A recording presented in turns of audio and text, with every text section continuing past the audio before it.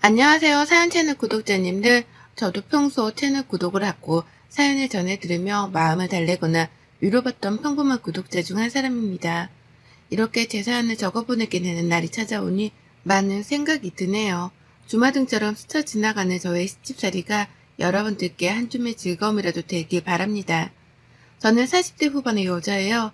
늦은 나이도 아니지만 이른 나이도 아니고 결혼 생활을 벌써 15년 차에 접어들면서 결혼 생활에 대해서도 알 만큼은 안다고 생각하는 편이었습니다. 제가 결혼하고 지금까지 아이를 둘 낳았는데요. 정말 열심히 살았다고 자부하는 것이 지금껏 한 번을 쉬어본 적이 없어요. 아이를 낳고 나서도 바로 몸을 풀고 출근을 했었고 첫째 말고 둘째를 낳았을 때에도 다를 건 없었습니다. 어떻게 보면 궁상맞게 살았다고 해도 과언이 아닐 만큼 하는 일과 벌어들이는 수입에 비해서 사는 건 참 힘들게도 살았네요. 왜냐면 저희 어머님이 저 쉬는 꼴을 두고 보지 못하셨거든요. 제가 결혼하면서도 시어머니께 들은 유일한 칭찬이 바로 밖에서 일하는 여자라는 것이었습니다. 밖에서 일을 하며 맞벌이로 돈을 벌어온다는 것에 대해서 어머님은 크게 만족을 하셨어요.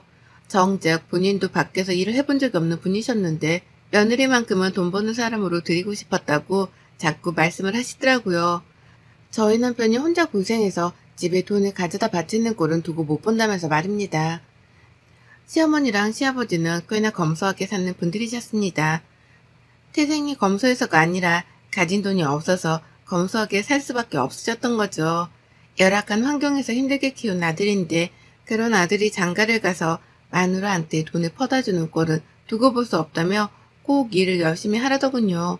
결혼식장에 들어가서 시어머니로부터 덕담을 듣는 그 타이밍에도 어머님께서는 일도 열심히 오래오래 하고 라는 말을 가장 첫마디로 들었답니다. 결혼식 날에도 일타령을 하는 분이셨는데 평소에는 오죽하셨을까요? 평소 어머님과 나누는 대화라고는 일을 하는 것, 그리고 그렇게 일을 해서 얼마나 버는지에 대한 것들 뿐이었습니다.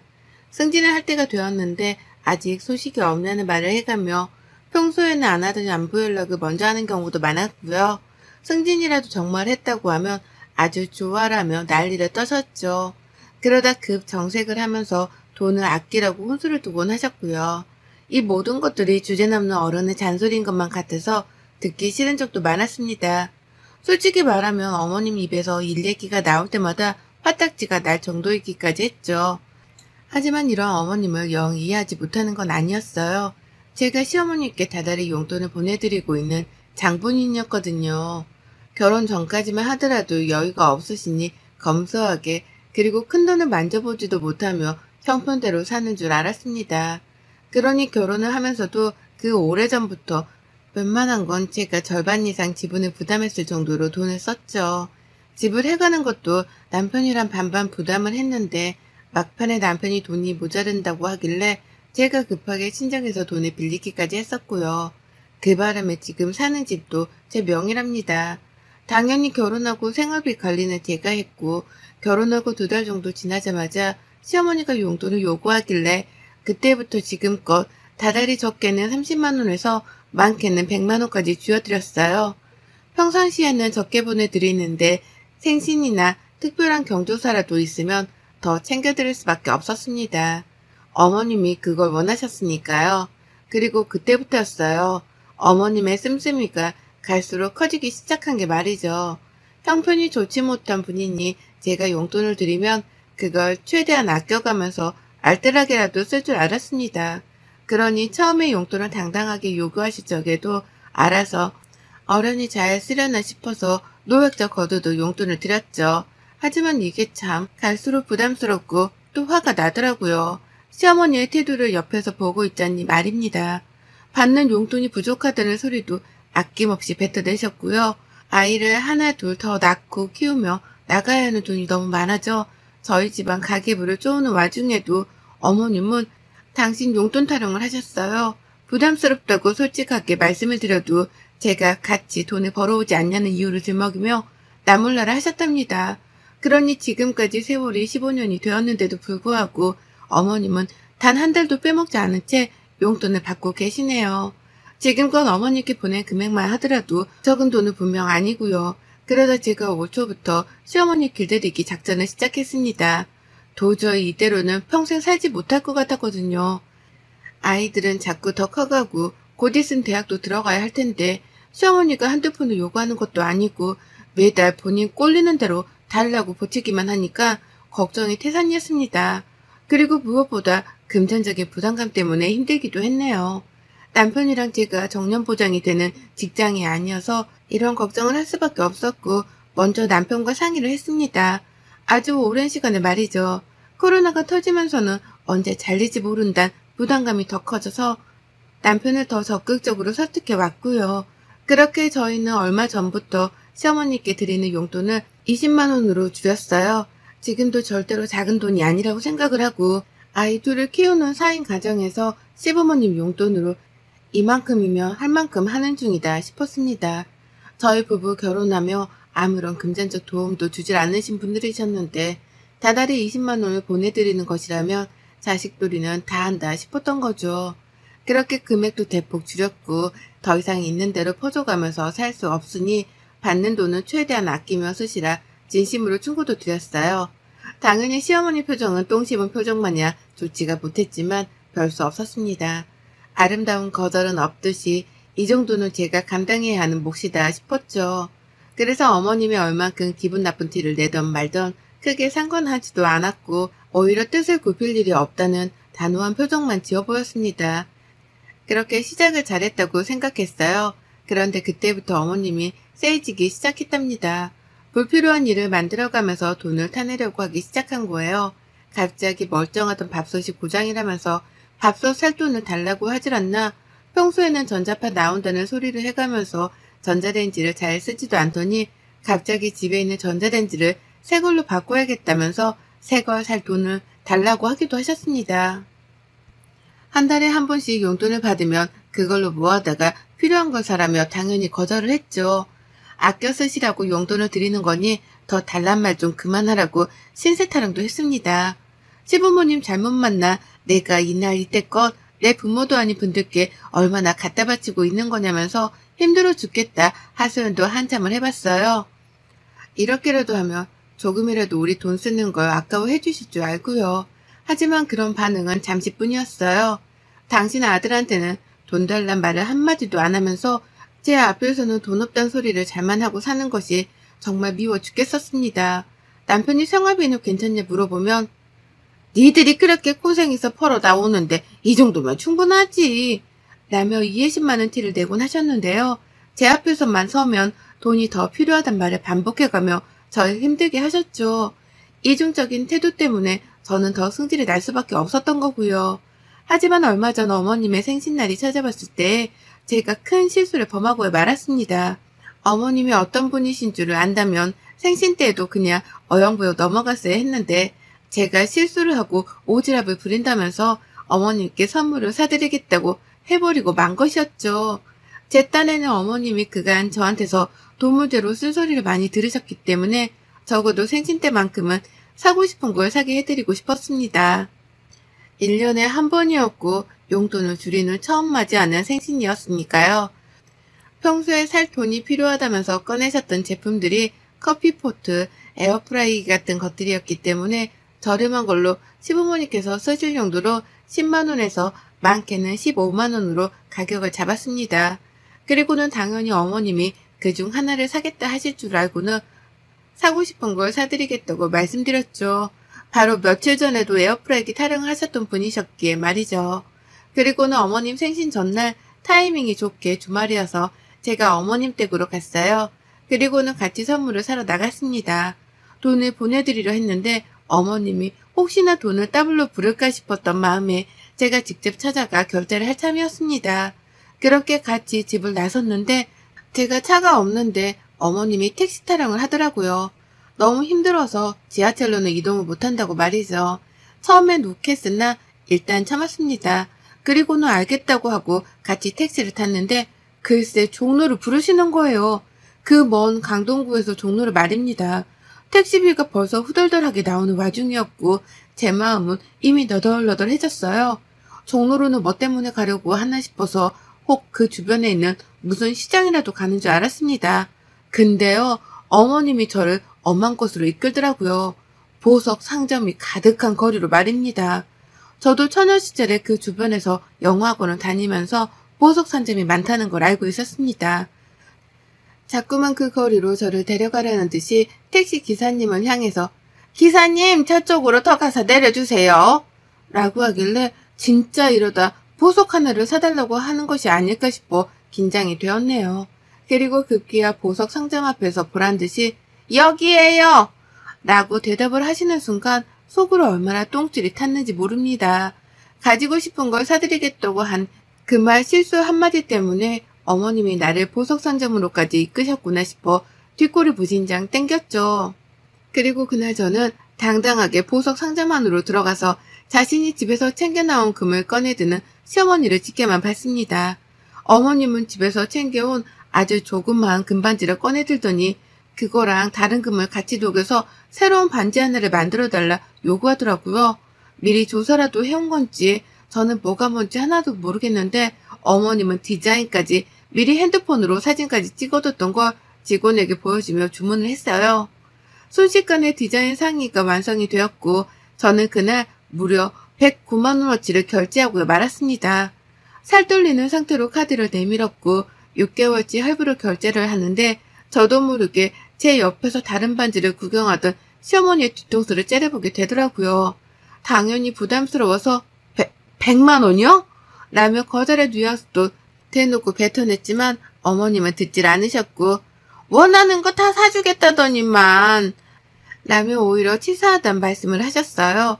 앞에서 직원까지 나서서는 시어머니가 대접을 잘 못 받으시네 어쩌네 하며 어머니 편을 드니까 저는 분위기에 휩쓸려 등신 호구같이 그걸 결제해버리고 만 것이었습니다. 가게를 나오며 바람이 꽤 차가웠거든요. 근데 전 피부보다도 제 심장이 더 차갑게 얼어붙는 것 같았어요.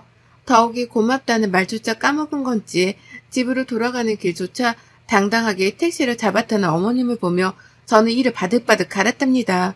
내가 지금 호구처럼 잡혀서 시어머니께 돈을 홀라당 뜯겼다는 걸 그제서야 인지했기 때문이었죠. 그간 용돈 좀 더 달라고 힘들어 죽겠다는 소리를 하셔도 잘 버텨가면서 20만원씩만 쥐어드리고 있었는데 이렇게 허무하게 돈 100만원을 긁어버렸다니 저 스스로가 너무 한심하고 바보 같아서 수치심까지 밀려 들어오는데 이걸 해결할 방도는 딱 하나뿐이더라고요. 바로 시어머니께 당한 만큼 똑같이 갚아주는 것이었습니다. 제가 할 수 있는 건 그것뿐이었어요. 그래서 계획을 세우고 실행에 옮겼죠.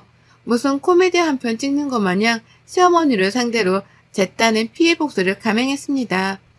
100만원의 보석값을 결제해드린 후 저는 이전과는 달리 아주 살갑도록 시어머니께 연락을 취했어요. 보석을 사드렸는데 어머님이 너무 좋아하던 모습을 보니 죄송한 마음이 컸다면서 앞으로는 어머님께서 필요하신 게 있으면 제가 좀 더 제 지갑을 열어서라도 쓰고 베풀며 살겠다 개소리를 시전했죠. 한마디로 마음에도 없는 말이었는데 입에 버터를 발라가면서까지 시어머니께 아부를 떨었던 겁니다. 하지도 않던 아침 인사 전화를 하질 않나, 돈도 필요한 건 없는지 남은 용돈을 묻질 않나, 어머니 입장에서는 제가 갑자기 왜 이러나 싶어서 정신이 나간 줄 아셨을 거예요. 하지만 제가 다른 것도 아니고 돈이 더 필요하지 않냐면서 안부 연락을 해오니 어머님도 싫진 않으셨는지 매번 장황하게 대화를 나눠가면서 꼭 마지막엔 돈이 모자란다 소리를 덧붙이셨어요. 그리고 전 침묵을 쌌던 중 어머님께 밥을 사달라 했죠. 용돈을 올릴지 말지에 대해서 생활비 내역도 따져보고 어머님이 뭘 더 필요로 하시는지에 대해서 들어보며 서로 많은 대화를 나눠보자면서요. 제 의도가 먹혔는지 어머님은 너무나 행복해하면서 아이고 밥 한 끼는 내가 얼마든지 사주지 라고 하며 당장 약속을 잡으셨습니다. 그리고 저는 그날 바로 먹고 싶었던 식당이 있었다며 시어머니 집 근처 고깃집을 예약했죠. 소고기집을 예약하면 겁이 난다고 안 나오실까 싶어 일부러 돼지고기집으로 예약을 했고요. 그날부로 저는 단 이틀 동안 미친 듯이 머리를 쥐어짜면서 핸드폰을 만져댔습니다. 저의 작전은 제 모든 친정 식구들을 그 돼지고기 식당으로 부르는 것이었으니까요. 한 사람도 빼먹지 않고 모조리 다 연락을 취했어요. 저희 여동생 부모님은 물론이고 이모들이랑 이모부들까지 가깝게 지내는 사람들만 연락을 먼저 취했는데도 벌써 사람 인원이 10명을 훌쩍 넘기더라고요. 다들 성인인데 한 사람당 1인분씩 먹을 것도 아니었기 때문에 지불해야 할 돼지고기 값만 최소 10인분이 넘어갔고요. 거기에 어린애들까지 더해서 참가를 한다고 하니 추가로다가 밥값에 찌개값, 그리고 술값에 냉면 등등 부가적인 음식값까지 나갈 돈 목록이 한가득이었답니다. 너무너무 좋았어요. 작전이 성공적으로 흘러가고 있었으니까요. 그리고 약속 당일날 저는 일부러 저희 친정 식구들을 30분 정도 늦게 불러냈습니다. 식당 예약을 인원에 맞게 하기는 했으나 주변 테이블을 비워두기만 할 뿐 아무 말도 안 했어요. 시어머니는 제가 식당 예약을 한 줄도 모른 채 식당 장사가 안 되는가 보다 하면서 남의 집 가게 걱정을 하셨고요. 본격적으로 저한테 용돈이 모자라는 이유에 대해서 설명을 하느라고 입이 닫힐 새도 없이 말을 주절거리셨답니다. 그리고 이 모든 대화가 절정으로 흘러가고 시어머니의 입에서 다달이 적어도 40만 원을 줘야 한다는 요구가 튀어나온 순간 우르르 몰려들어왔습니다. 저의 든든한 편들이 말입니다. 하나둘 제 이름을 부르면서 저 멀리 입구에서부터 걸어 들어오는데 시어머니의 표정이 파르르 떨리더라고요. 자연스럽게 제 옆에 테이블에 앉다 못해 중간에 나타난 저희 친정 부모님이 저랑 시어머니가 앉아있는 테이블에 같이 앉자 시어머니는 도대체 이게 뭔 일인지를 모르겠다는 듯이 벙 쪄버리셨죠. 그리고는 제 입에서 오늘 저희 어머님이 쏘는 날이니까 드시고 싶은 거 마음껏 드세요. 나는 폭탄 선언을 듣자마자 놀란 가슴을 진정시킨다며 화장실로 주랭랑을 쳐버렸답니다. 도망치는 게 아닌가 싶어 걱정은 했으나 그 이상의 걱정은 필요 없었죠. 제가 벌써 시어머니 쓰는 카드를 제 손에 들고 있었거든요. 바보 같은 시어머니께서 며느리한테 용돈을 더 받으러 나왔다고 신이 나셔서는 제 입에서 돈을 더 드리겠다는 말이 나오지도 않았는데 혼자 지갑에서 카드를 꺼내셨어요. 그리고는 영수증 위에 카드를 올려놓고 이걸로 결제한다며 마음껏 먹으라 하셨죠. 자신이 카드를 밖에 꺼내놨는지 기억도 못한 채 혼자 마음을 진정시킨다고 화장실로 도망치시는데 뒷모습을 보니 딱 제발 저러서 도망치는 도둑놈 같았습니다. 저도 없는 양편의 어머님께 이런 짓을 하는 게 조금은 죄송스러웠지만 저도 똑같이 이런 상황을 며칠 전 겪었는지라 어머님께 가르쳐드리고 싶었어요.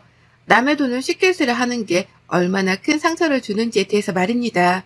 그 상대가 다른 사람도 아닌 가족인데 가족의 돈을 쉽게 쓰려 하는 게 얼마나 서로에게 피해를 주는 일인지에 대해서 말이죠. 저희 친정 식구들은 모조리 다 테이블에 자리 잡고 앉아서는 저마다 고기를 주문하고 난리도 아니었어요. 직원 3명이 갑자기 붙어나와 주문을 받을 정도로 갑자기 가게가 인산인해를 이뤘고 시어머니는 모두가 주문을 마칠 때쯤에 화장실에서 기어 나오더라고요. 그리고는 곧장 저를 밖으로 불러내셨습니다. 표정이 흡사 화장실 안에서 대성통곡을 하기라도 한 듯이 얼어붙어 있더라고요. 무슨 말을 꺼내려나 싶어 아주 호기심 가득한 표정으로 시어머니를 따라 가게 밖을 나섰는데요. 어머님이 자기 카드를 찾더라고요. 내가 아까 꺼낸 거 있잖아. 그거 돌려줘. 내 카드 돌려달라고. 라고 하며 화를 내 저도 물었습니다. 아니, 저 먹고 싶은 대로 사주신다면서요. 그래서 친정 식구들까지 불러 다 같이 기분 좋게 나눠 먹자고 한 건데 뭐 문제 있나요? 라고요. 어머님은 속이 답답한지 자신의 가슴을 쳐가면서 따졌어요.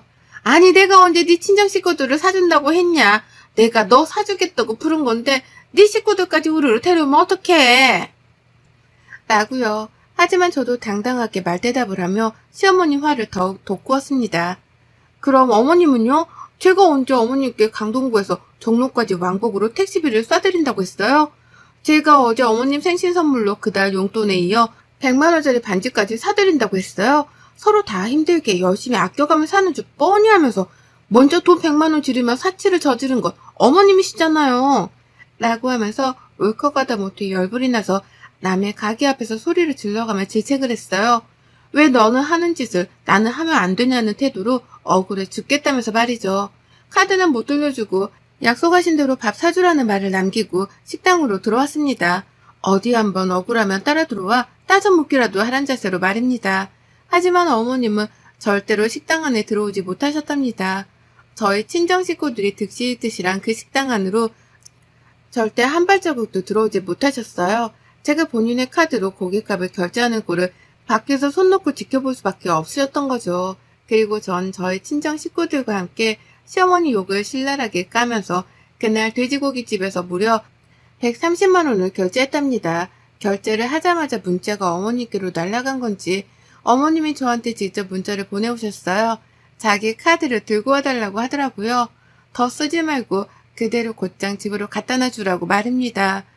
하지만 저는 경비가 아까우니 필요하면 어머님이 들고 가시라는 말을 남긴 채 곧장 어머님 카드를 저희 집으로 가지고 갔답니다. 이렇게 저는 시어머니가 한 것처럼 똑같이 20만 원이 좀 더 넘는 금액을 더 써가면서 시어머니께 같은 방식으로 복수를 해냈고 성공적으로 끝이 났답니다. 저희 어머님은 100만 원 긁은 거 가지고서 130만 원으로 갚아내는 저의 능력의 감탄과 두려움을 느낀 건지 그날부로 쭉 자신의 용돈에 대해 입을 아끼셨습니다. 당장 20만 원이라도 받고 있는 것에 만족을 해야 한다는 걸 이제서야 깨우친 것이었죠. 그 덕에 저도 시어머니한테 더는 돈 빨려나갈 걱정을 잠시라도 접어둘 수 있게 되었답니다. 정말 지긋지긋했는데 이제서야 시어머니의 그 입을 다물게 해드릴 수 있게 되었네요. 더는 어머님이 멀쩡한 가전제품을 새로 사야겠다 하면서 주접더는 연락도 하지도 않고 계시고요. 저한테 함부로 돈을 달라 했다간 그 배로 자신의 돈을 써야 할지 모른다는 부담감 때문인 건지 시어머니는 결혼 이래 최초이자 가장 오래도록 저에게로부터 멀리 거리를 두고 계시답니다. 어색했던 결혼 초에도 용돈 달라는 문제로는 꼭 주기적인 연락을 먼저 하셨는데요. 이젠 생각을 달리 하기 시작한 건지 침묵을 택하기 시작하셨어요. 덕분에 저의 마음은 어머님의 목소리를 듣지 않게 되어 그 어느 때보다 평온한 상태랍니다. 진작에 돈 가지고 어머님을 겁줬어야 했는데 결혼 15년 차인 이제서야 이리 복수를 감행해본 저를 반성하면서 앞으로는 덜 소심해하며 더 대담하게 시어머니를 다뤄야겠다 맹세했네요. 어머님 덕분에 그날 저희 친정 식구들은 뱃속에 기름칠 해가며 잘 먹었습니다. 저희 부모님께서도 안부 인사 전해달라 하는데 이 자리를 빌어 모두의 앞에서 감사 인사를 전해드려요. 덕분에 고기 잘 먹었습니다. 여러분의 생각은 댓글로 남겨주세요.